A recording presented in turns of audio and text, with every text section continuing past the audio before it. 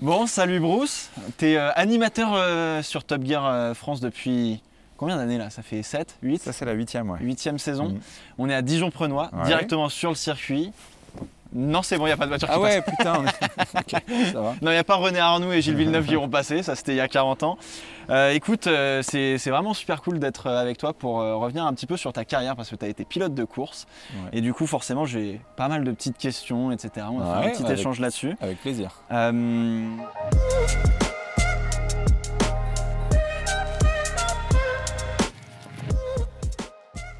Tu as été pilote de course, forcément ça a commencé tôt, je suppose. À quel âge tu as été piqué au vif par la passion du sport auto?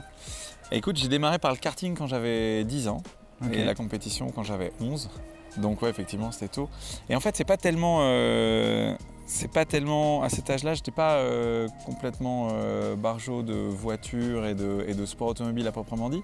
C'est juste que j'aime bien la vitesse en fait. Okay. C'est la vitesse qui me passionnait. Les compteurs des voitures, compteurs des motos. Okay. Dans mon sens GXR, il y avait écrit 320 km/h dessus. Donc, là, voilà. Qu'est-ce qu'il y avait le compteur qui allait le plus loin? Et puis, en fait, ça a démarré par le karting. Je savais qu'il y avait une piste de kart à Lyon. Et du coup, je tirais mon papa par le pantalon pour aller à la piste de kart parce que je savais qu'elle était là. On y avait été une fois en montant à la montagne. On s'était arrêté. Mes parents avaient eu des amis. Puis c'était la piste de kart.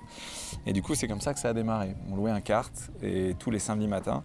Et puis au bout de quelques mois, à Noël, j'ai eu un kart d'occasion que mon père m'a acheté et c'est comme ça que ça a démarré en fait. Ouais. C'était en quelle année à peu près?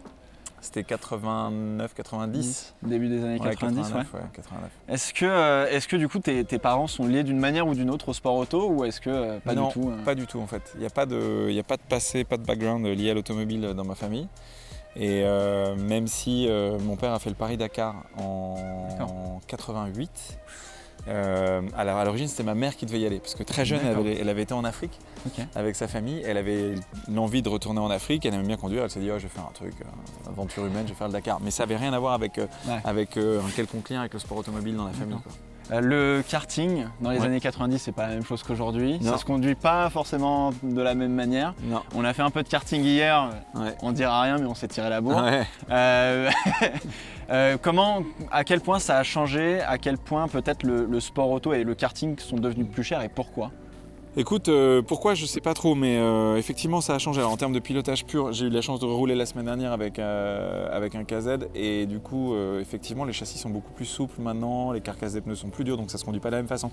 Avant, on pouvait freiner, faire des grandes glisses et puis placer le kart et tout ça. Aujourd'hui, il faut être très très propre.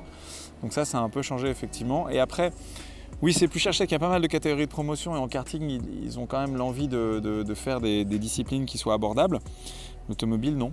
L'automobile abordable, c'est pas le bon mot. Donc ça devient très compliqué aujourd'hui de pouvoir faire du sport automobile pour des jeunes qui n'ont pas de moyens. C'est impossible en fait, c'est impossible. Alors le rallye, si, il y a de la détection, mais le circuit, non. Avec le karting, déjà, ça coûte beaucoup de sous. Et ensuite, le passage à l'automobile, c'est exclu. Donc ça réduit... Il y a une blague assez sympa qui dit... c'est Senna qui arrive au ciel et il dit à Dieu qui est le meilleur pilote. C'est moi, c'est Prost. Et en fait, Dieu lui donne un nom d'un illustre inconnu qui s'appelle Bob Walker, qui est bûcheron au Canada. C'est un truc con, mais en fait, Bob Walker n'avait pas les moyens de faire du sport automobile. Et du coup, l'éventail de gens et de profils qui peuvent démarrer le sport automobile est très, très petit finalement. Et pour la détection de talent, sur ça, tu n'as pas forcément des gars qui sortent du lot. Donc c'est un peu triste. C'est délicat. C'était déjà pas évident à mon époque, mais c'était quand même beaucoup plus facile de pouvoir se mettre le pied à l'étrier. Aujourd'hui, c'est compliqué. Tu es forcément passé à la monoplace derrière. On va dire que tu as réussi du coup à passer à la monoplace. Absolument, dans le début des années 2000, Formule Renault, je crois que tu as fait de la World Series aussi by Nissan, si je dis pas de bêtises. Ouais, après j'ai fait de la Formule Renault, B, puis A, puis après de la Formule Palmer Audi, et après de la F3 britannique, et après de la World Series, effectivement. À cette époque, il n'y avait pas encore cette belle pyramide de la monoplace qu'on connaît aujourd'hui avec F1, F2, F3, F3 régional. Maintenant, il y a de la FRECA aussi, de la Formule Renault, Europe, Formule régionale Europe by Alpine. Le nom à la rallonge qu'on aime bien. À l'époque, c'était tous des championnats un peu plus prestigieux les uns que les autres, différents, etc. À quel point c'était difficile finalement, entre guillemets, de se faire remarquer, de rentrer dans un championnat, de trouver du sponsor, etc.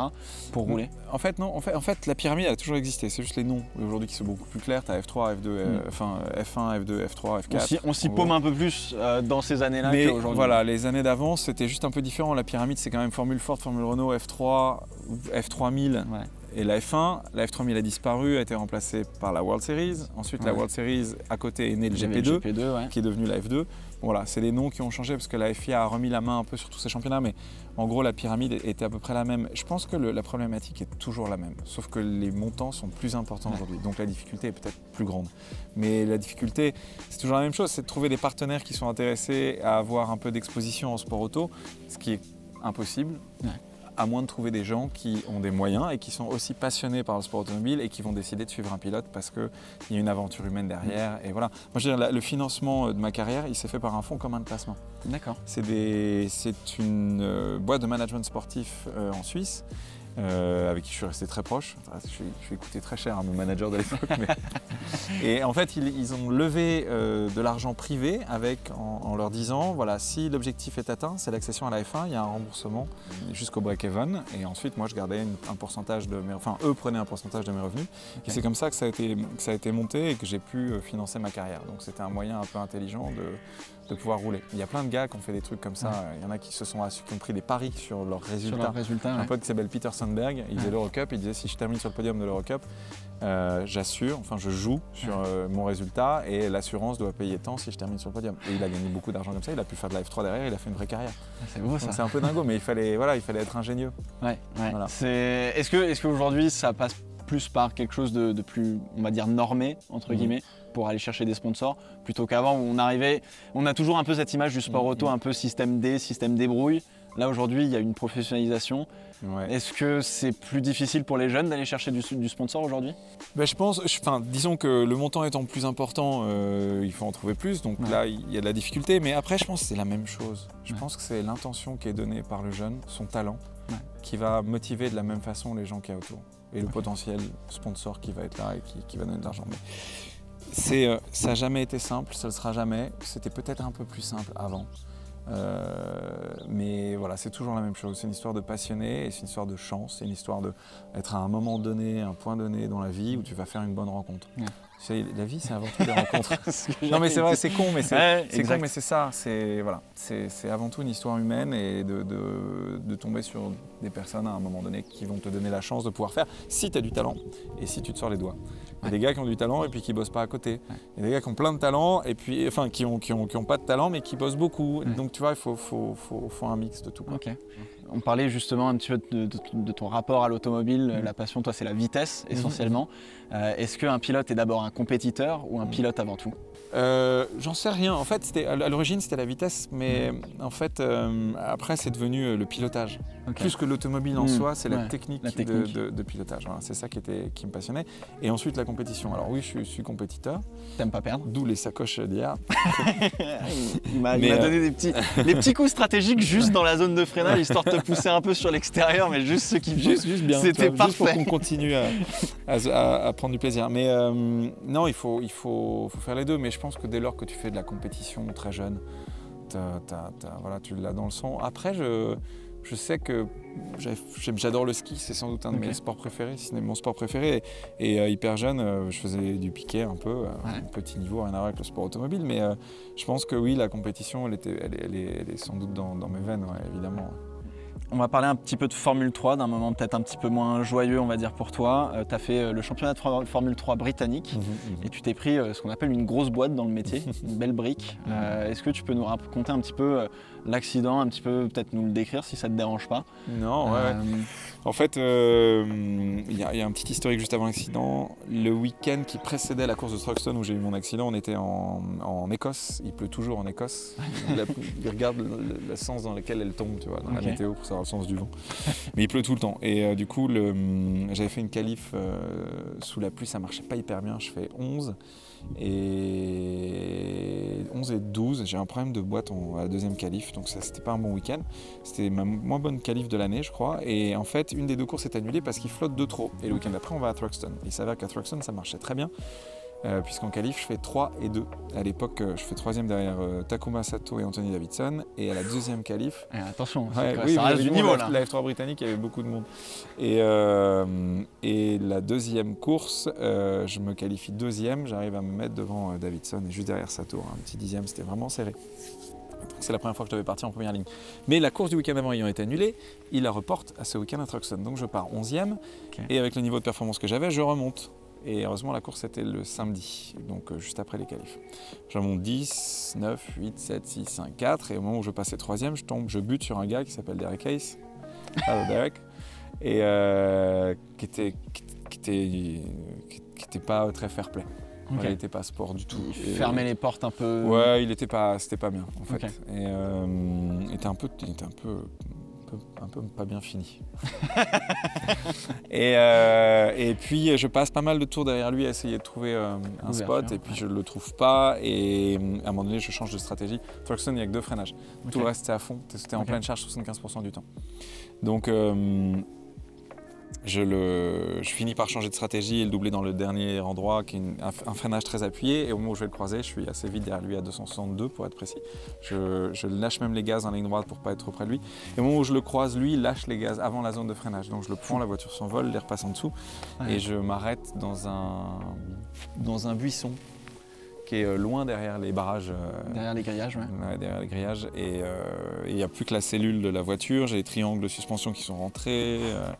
Et voilà. Et surtout, il y a eu des dégâts dans les spectateurs. Heureusement, c'était un samedi. J'ai traversé, en décollant et en passant derrière les grillages, j'ai traversé une aire de spectateurs.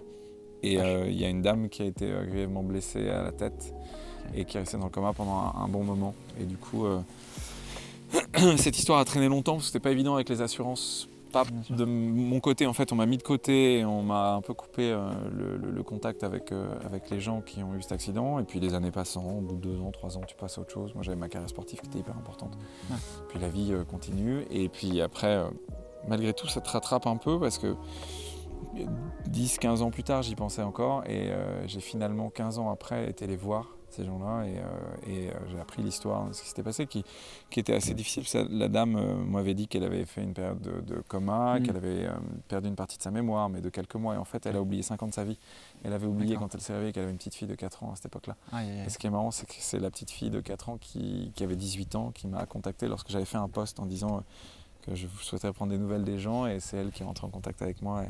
Qui m'a dit j'aimerais bien avoir ta version de l'histoire parce qu'on a notre version à nous, et qu'est-ce qui s'est passé quoi. Ouais. Donc voilà, la boucle est bouclée maintenant. Il a fallu du temps. Et tu as eu des blessures sur cet accident? Oui, mais bon, j'ai eu la langue découpée en pointillés. Donc le lendemain matin, quand je me suis pas coupé, hein, mais le lendemain matin quand je me suis réveillé, mordu la langue. En fait, ça a claqué lors du choc. Où je me suis fissuré des 5, la dorsale numéro 5, et puis rien d'autre en fait, juste la langue. Et donc le matin j'avais la langue gonflée, donc je me suis réveillé, j'avais ma compagne qui était avec moi à ce moment-là, enfin ma nana, et je parle, et puis là ça fait et là je putain j'arrive plus à parler, et en fait j'ai capté que j'avais la langue qui avait gonflé. Voilà, petite histoire, voilà. Aujourd'hui, tu es animateur sur Top Gear France, donc tu as arrêté ta carrière, tu as fait quand même les 24 heures du Mans chez Pescarolo, ça a dû être une expérience incroyable. Comment on arrive à... Les carrières des athlètes sont assez restreintes sur la durée d'une vie. Comment on se reconvertit? Qu'est-ce qu'on fait pour pouvoir justement trouver un métier, peut-être lié au sport automobile? Aujourd'hui, tu fais quoi en plus de Top Gear? Écoute, en fait, pendant ma carrière sportive, en 2002, j'ai arrêté la F3, je passais à la World Series, mais en fait, mon équipe d'F3 m'a demandé de venir mettre au point la voiture. Et puis, il s'est trouvé que j'aidais pas mal les pilotes et que je me suis découvert des talents de pédagogie. Et du coup, j'ai commencé à faire du coaching. J'étais un des tout premiers coachs dans le sport automobile. On n'était pas nombreux, en fait. J'ai démarré avec un gars qui s'appelle Mark Heinz et Danny Watts. Je ne sais pas si ça parlera peut-être à certains. Et du coup, j'ai fait du coaching pendant pas mal d'années. Ça s'est transformé en management. Et après, j'ai monté une boîte de management sportif. J'ai jusqu'à 5 pilotes en même temps en management, dont un jeune pilote qui s'appelle Jasman Jaffar, qui a été jusqu'à tester chez Mercedes en F1, Adrien Tambay en DTM, et puis voilà, pas mal d'autres, un peu au Japon en Super Formula. Et donc j'avais déjà entamé une reconversion assez tôt en parallèle de ma carrière sportive, si tu veux, en montant cette boîte. Et puis je faisais du consulting pour la télé, je commentais des courses de GT, d'F3, de World Series par la suite, d'IndyCar aussi. Et puis Top Gear s'est présenté, mais on m'avait aussi proposé la direction sportive d'une équipe de Formula E. D'accord. Parce que c'est de la gestion sportive et du management aussi, ce qui me plaît beaucoup. Et puis voilà, il s'est passé Top Gear. Et puis j'ai monté une autre boîte aussi où je fais de la simulation réservée aux professionnels du sport automobile.